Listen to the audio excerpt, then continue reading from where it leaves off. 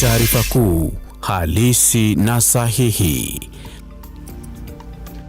Moja mwezi Septemba mwaka 2023, ambaje na hali mpenzi mtazamaji, karibu ndani ya taarifa kuu hapa Lookup. Kumbuka habari hizi zinakuja moja kwa moja kupitia kurasa zetu zote za kijamii @Lookuptv, vile kupitia runinga yako kwenye Signet. Unaweza kutupa maoni yako nasi hatutasita kusoma baadhi ya jumbe hizo mwishoni mwa habari hizi. Tunazo habari nyingi ambazo tumekuandalia mchana wa leo, lakini kama ilivyo kawaida yetu tupate vidokezo.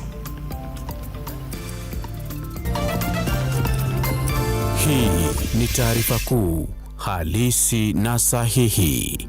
Na kwenye taarifa kuu, waziri wa Kawi, katibu wake na mkurugenzi mtendaji wa KPLC kufika mbele ya kamati ya Kawi kueleza iliyojiri na kupelekea kupotea kwa nguvu za umeme kwa saa 18 wiki jana. Kamati ya bunge kuhusu elimu yavunja bodi ya usimamizi wa taasisi ya kiufundi ya Kiambu almaarufu KIST. Na mwanahabari aumizwa kazini wakati wa kuangazia masaibu ya wafanyikazi wa hospitali ya Mama Lucy. Hii ni taarifa kuu halisi na sahihi. Karibu kwa nusu saa hivi ya habari kemkem kutoka kila pembe ya nchi. Mimi kila wakati utaniita Henry Tende. Tunaanza rasmi ambapo kamati ya elimu katika bunge la kitaifa imevunjilia mbali bodi ya usimamizi ya taasisi ya mafunzo na ya sayansi ya teknolojia ya Kiambu almaarufu KIST kufuatia kujiri kwa madai kuwa bodi hiyo inaendesha shughuli zake kinyume cha sheria. Sasa kamati hiyo imemtaka inspekta mkuu wa polisi nchini kuhakikisha maafisa wa usalama wanashika doria ndani ya taasisi hiyo ili waliofurushwa wasirejee tena afisini. Aidha, usimamizi wa bodi hiyo unatarajiwa kufunguliwa mashtaka kwa kupora zaidi ya shilingi milioni 100 katika taasisi hiyo.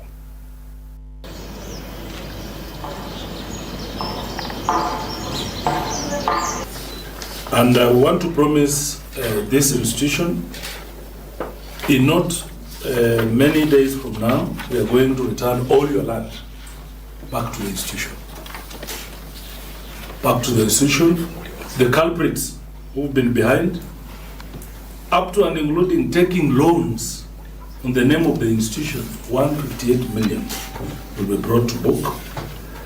And on that note, the committee directs from now onwards that Kiambu Institute of Science and Technology has nothing to do with the so-called trustees. We are going to regularize that through Parliament and to the executive, and on that note, the committee orders the so-called trustees to vacate this house, this institution, for that matter, and should not have anything to do with the management of this institution from now and forever. The committee will give guidelines on what to follow, what the management should do. So, Sergeant at Arms, may you escort trustees out of this room. Chairman. Kulizuka kizaza katika hospitali ya Mama Lucy baada ya walinzi wa hospitali hiyo kukabiliana na vibarua wa kampuni ya Neru waliokuwa wakiandamana kulalamikia kutolipwa mishahara yao kwa takriban miezi 4. Wafanyikazi hao ambao wamesitisha huduma zao wameapa kutorejea kazini hadi mishahara hiyo ilipwe kikamilifu. Uongozi wa hospitali hiyo umekiri kupokea pesa kutoka kwa serikali ya kaunti za kulipa vibarua hao na kuwataka kuwa na subra wakati zoezi hilo likiendelea. Katika purukushani hiyo, baadhi ya wanahabari walijeruhiwa vibaya wakiangazia mgomo huo. Nafanya kazi Mama Lucy Neru na kampuni inaitwa Neru. Mimi ni cleaner, hao wenzangu ni cleaner, sisi wote ni cleaners na tuko hapa kuitisha pesa yetu.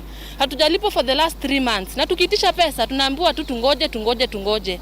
Na wanaleta watu wengine kufanya kazi. Na tunatishiwa tutafutwa kazi. Timu Sakada ndio wanakuja kufanya kazi yetu hapa ndani na wanalipwa wao. Tunadai pesa ya miezi 3. Sasa pesa yenye tunalipwa ni 11 sijui how many hundred. Na tena sisi tunakatwa pesa. Hatuna pay slip. Na hiyo pesa yetu imekatwa. Sasa tujui inakatwa aje, inapotelea wapi. Na ile kazi Ile kazi yenye tunafanya ni kazi kubwa na ni kazi gumu. Na tukiitisha hiyo pesa ni shida. Tunaambiwa tena tutoke nje ya gate, tuitishie pesa huko. Sasa tunauliza, tunafanya kazi ndani ya hospitali ama ni nje ya hospitali? Hatuelewi ni wametufuta kazi ama tuko kazi, na kama tuko kazi lazima tulipwe. Your message to county government? County government ni tunawaambia kama wao ndo wameshikilia pesa yetu, kwa sababu kila saa tukidai pesa yetu tunaambiwa iko kwa county. Sasa sisi tunaongelea hii mambo ya county, kama wao ndo wameshikilia pesa yetu ni watu wapatie pesa yetu, na kama hawezi tupatia pesa yetu ni tuajiri basi. Sakaja ni gavana wetu, na kama ukweli anataka amekuja atusaidie. Hata sisi tunataka msaada kutoka kwake. Kitu ya kwanza, tuko na shida, hatujalipwa miezi 3. Na kama ukweli anataka tufanye kazi, hakuna haja tuletee watu, anafaa kutupea suluhisho. Mimi ni board member. Ni kweli hawajalipwa, lakini makosa si hospitali, hiyo ni mambo ya kampuni. Ile ingine tuko na shinda juu wakati wamegoma, tuko na maodi hapa ya wagonjwa. Sasa hii ni kuchafu. Kwa hivyo hii kitu ningetaka kusema hivi, wako na mahitaji yao na wako na niti zao, lakini vile ningewaomba saa zile mnagoma mnatuambia ndio na sisi tunatafuta watu wetu wanakuja kufagia huko. Juu tuko na wagonjwa na hutaki hospitali yetu inini haribike. Si unaona siku hizi inafanya kazi? Sasa hii hata ionekani kwa press juu kazi yetu inaonekana. Ile wizi ilikuwa hapa tumemaliza. Ile kitu ningeambia governor, kama hii kampuni ndio iko na shida, tungeomba iondolewe tuletewe nyingine. Good. Tuletewe nyingine juu hatutakubali hospitali yetu inini haribike.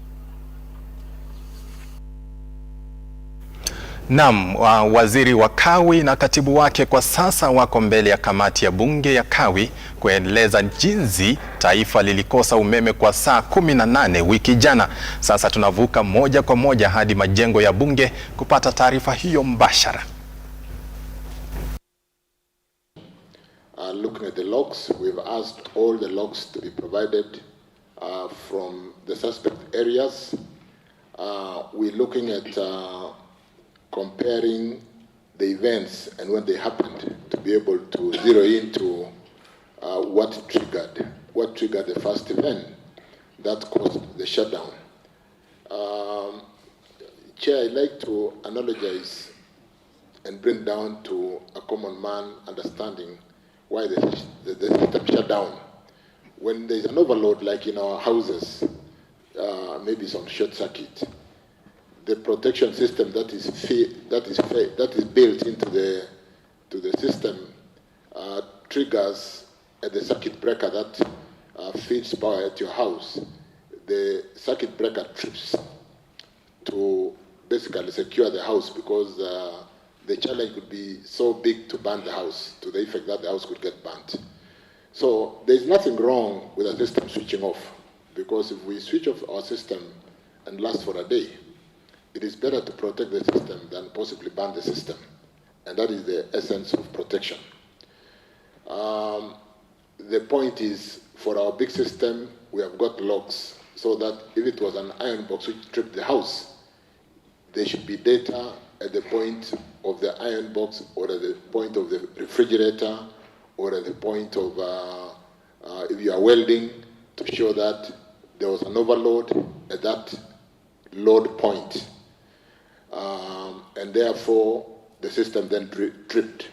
If you then go to that load point and correct the challenge, you can switch on back the power and it will suddenly... Right. So the chair, the data that comes out of the entire country to confirm that we can zoom in and work within the... Tunaifuatilia kwa kina na tutakuletea maelezo zaidi katika taarifa zetu za baadaye. Tukisonga mbele ni kwamba washikadau katika sekta ya biashara walikusanyika kaunti ya Uasin Gishu kujadili mbinu za kuimarisha uwanja wa ndege wa Eldoret kufanikisha biashara ya taifa la Kenya katika soko la nje ya nchi. Hatua hii inanuia kuweka Kenya tayari kunufaika kwa masoko makubwa ya bara la Asia na Ulaya na kuimarisha maradufu kipato kitokanacho na biashara hiyo. Hafla hiyo iliwaleta pamoja mawaziri na magavana. Hebu tutazame yaliyojiri. In the forum that we had at the hotel, one of the things that came up is that the average age of a farmer in Kenya right now is somewhere about 60 years. Surely, if you want to entice the young people into farming, you are not going to entice them into farming that was done many years ago. This is the kind of venture that these young people would be excited. So as county governments, we are going to work with AFA, working with the Ministry of Agriculture to ensure that we put together resources to support and entice our young people into this farming. Secondly, we have agreed that part of the gap that is missing within the agriculture sector right now is the aspect of agricultural extension services to our farmers. County governments are trying, but we are asking Ministry of Agriculture to work with us. I've agreed with the Minister for Transport that Eldoret Airport should be allowed to operate optimally, because I think generally we understand that the location, everything works for this airport.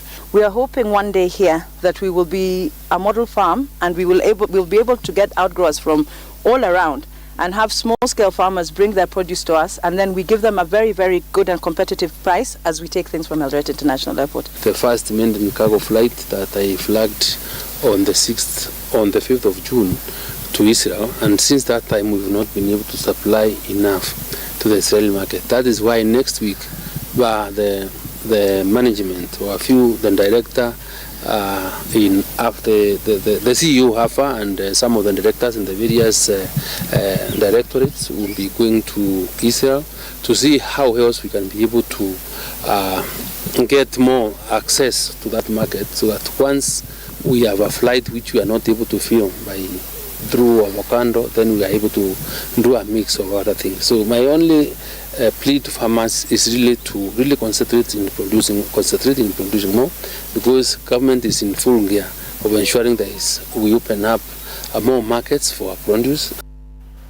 Tuvuke hadi kaunti ya Siaya ambapo serikali kuu ina nia ya kukamilisha miradi iliyokwama ya miundo msingi katika kaunti ya Siaya. Sylvans Osele, mkuu wa huduma za serikali katika mikoa ya Nyanza, amesema kwamba serikali inapania kukamilisha miradi hiyo mbali na kuanzisha miradi mingine mipya ambayo itafanya kaunti ya Siaya kupanuka kiuchumi. Kwa mujibu wa Osele, Rais William Ruto ametoa hakikisho kwamba serikali yake itakamilisha miradi hiyo ili kaunti hiyo ya Siaya isiwachwe nyuma kimaendeleo. It is true that there are several projects which are stalled across the county and contractors have vacated the site. That is why the President of the Republic made the announcement that he is mopping up resources to ensure completion of the stalled projects and also to implement new projects. So as we will be completing these stalled projects, there will be also launching of new projects. There are all contractors who are leasing on the sites. And this one, a directive has been given. If the committee thinks that the contractor is joking and the resources are available, they make recommendations, they are chased away from those sites, and then a new contractor is procured to complete those projects, because it's the mandate of the committee to ensure timely implementation of those projects. The issue of contractors not doing their work or doing shoddy or substandard work, those type of contractors, their days are numbered. As you can see within our ranks, the members of this committee includes members of the county security team, and at the sub-county level, we also have the sub-county security teams, meaning that the implementation of these projects will be closely monitored, and where any contractor will be found culpable, they will have to have their day in court, they will be arrested and have their day in court. We will be calling the members of public to participate, and we shall not be doing this in hotels. We will be doing the public participation through our public barazas, the way we will be doing it. Only this time, the public barazas will be more meaningful, there will be a lot of work. Habari hiyo ya juhudi za maendeleo kaunti ya Siaya ndiyo inanipa mimi na wenzangu hapa ndani ya Lookup fursa ya kumeza mate japo kwa ufupi. Usicheze mbali mpenzi mtazamaji, tukirejea ni habari zaidi ikiwemo spoti.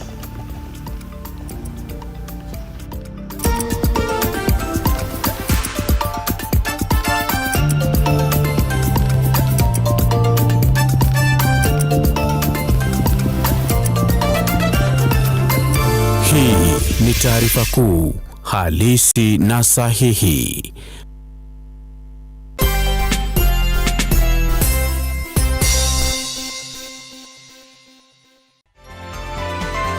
Infinity Industrial Park is one of the largest private industrial parks located along Eastern Bypass, Nairobi, which provides modern infrastructure for smooth operations for industries and business enterprises. Infinity Industrial Park offers world-class amenities and facilities with wide roads, a police station, a power substation, fire station, public transport stage, hospital, and shopping mall. In addition, Infinity Industrial Park also offers CCTV cameras, 24-hour private armed security patrol, sewer, water, fiber optic cable, and 3-phase power connection, added to public utility, canteen, and dining areas. Sail on the golden opportunity to invest in Infinity Industrial Park fully serviced warehouses at a special price of 3,569 Kenyan shillings per square foot. For more inquiries, visit our website infinityindustrialpark.com.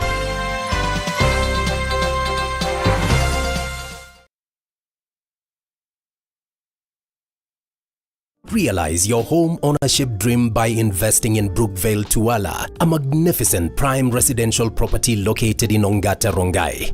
Brookvale Tuala by Safaricom Investment Cooperative overlooks the majestic Ngong Hills and lies only 24 kilometers from Nairobi CBD. The project boasts of well-serviced plots with a perimeter wall, graded roads, and a borehole. 50 by 100 plots are going for 1.4 million shillings with a flexible payment plan of up to 6 months. To book your plot, call 0729 121212 today. Safaricom Investment Cooperative, the investment partner of choice.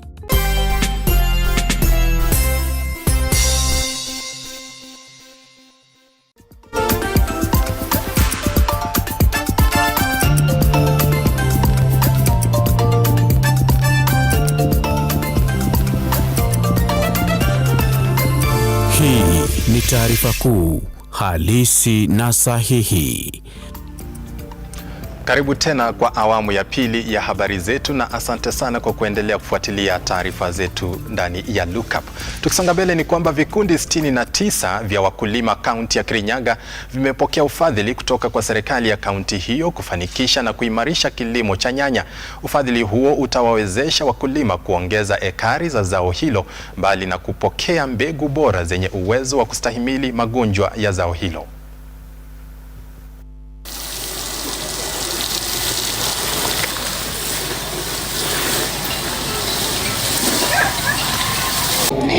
Kirinyaga is known as the #1 producer of tomatoes in in Kenya.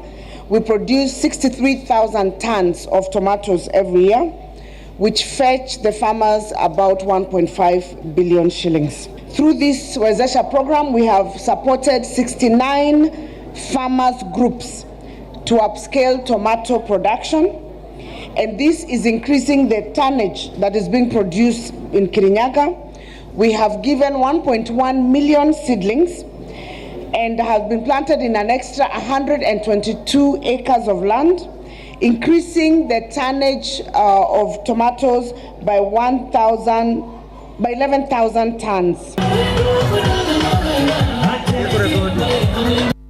Mradi wa ufugaji wa ng'ombe wa Sahiwal unaolenga kuzalisha maziwa na nyama umepata nguvu tangu kuanzishwa kwake miaka 5 iliyopita. Mradi huo unaofadhiliwa na wakfu wa utafiti wa kitaifa NRF umekita mizizi maeneo ya Lolgarian, Transmara Kusini, kaunti ya Narok. Washikadau katika sekta ya kilimo wakilenga kuendeleza mradi huo maeneo mengine nchini.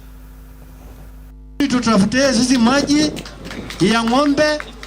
Ufugaji wa ng'ombe katika kaunti ya Narok sasa umeboreshwa kupitia mradi wa NRF. Huku mkulima mmoja kwa jina Ole Sampei Maita akisema kuwa ng'ombe wenye afya na wanaozalisha maziwa mengi wameongezeka.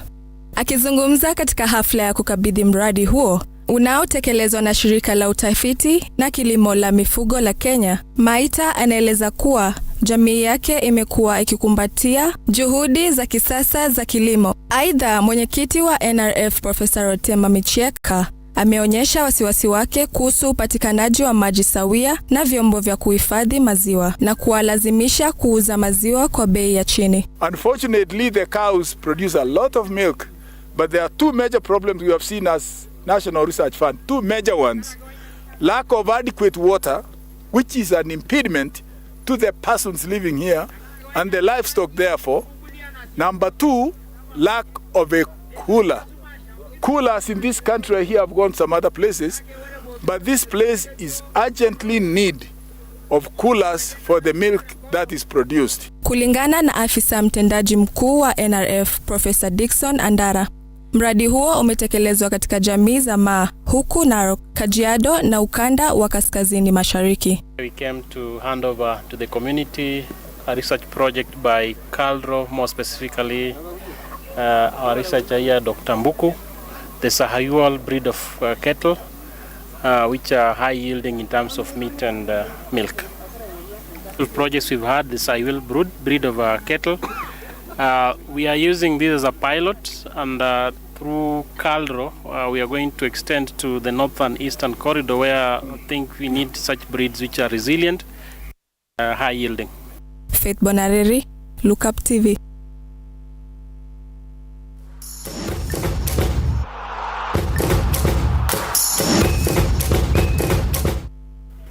Karibu sasa tudunde viwanjani ambapo kocha mkuu wa timu ya raga kwa wachezaji 7 kila upande ya KCB RFC Andrew Amonde ameiomba timu yake kupiga hatua kwenye mashindano ya raga ya TSAP kwa wachezaji 7 kila upande yatakayofanyika Eldoret weekend hii. Aidha, timu hiyo ya raga itawakosa baadhi ya wachezaji wake muhimu ambao wameitwa kuitumikia timu ya taifa ya raga. The preparation has been well.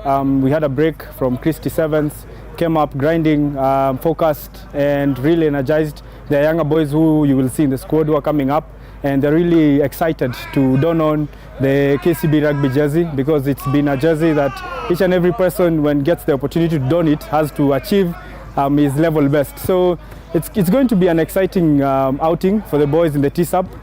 2 points behind Cabras. We are looking, of course, to clinch it, but one game at a time. We're looking at, yes, the end result, the marathon, but this sprint has to start with one game.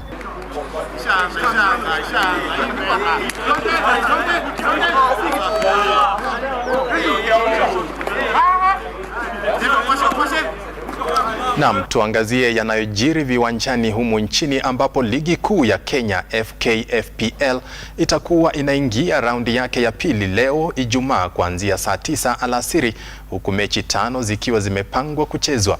KCB watacheza dhidi ya AFC Leopards ugani Kasarani, nao FC Talanta watamenyana na Shabana ugani Nyayo. Ratiba ya mechi nyingine ni kama ifuatavyo kwenye kiwambo chako cha runinga.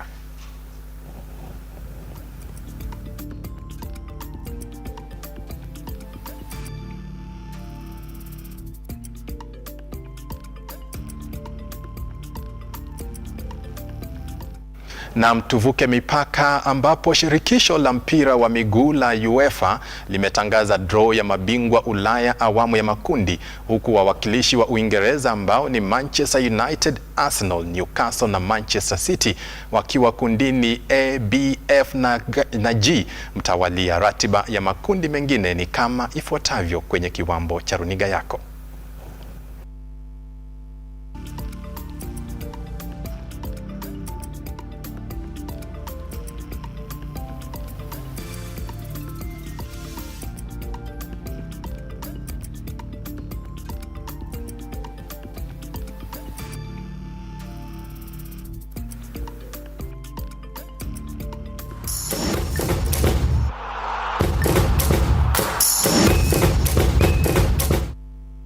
Naam, habari tumezikamilisha na tukafunga rasmi spoti. Asante sana mpenzi mtazamaji kwa kuandamana nasi mchana wa leo kukuandalia habari ambazo zinagonga vichwa kote nchini. Kufikia hapa tuna la ziada ila kukuaga rasmi, tukitumai kukutana na wewe tena mwendo wa saa 1 na mwendo wa saa 3 ambapo habari zetu zitakujia kwa lugha ya Kiswahili na lugha ya Kimombo. Hadi wakati huo tunakutakia mchana mwema. Asante sana.